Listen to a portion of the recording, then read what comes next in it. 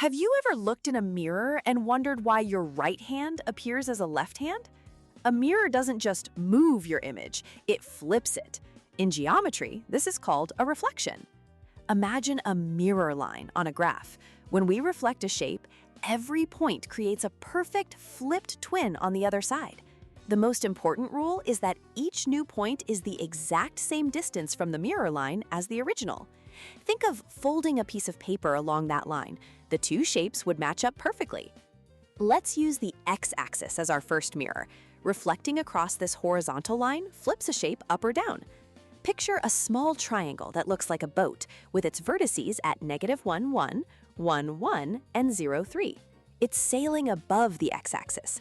When we reflect it, the rule is simple. The x-coordinate stays the same, but the y-coordinate changes its sign. So xy becomes x negative y. Our boat's new vertices become -1, -1, 1, -1, and 0, -3. The boat is now sailing upside down. Now, let's use the vertical y-axis as our mirror. This flips things left or right. If a point is at 4, 2, it's 4 units to the right of the mirror. Its reflection will be 4 units to the left at -4, 2. Here, the rule is xy becomes -xy. Only the x-coordinate sign changes. Mirrors can even be diagonal. For the line y equals x, the rule is a simple coordinate swap.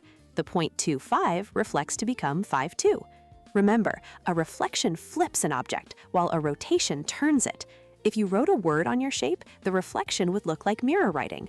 So the key is simple. Mirror on x, change y. Mirror on y, change x. That's the secret to perfect reflections.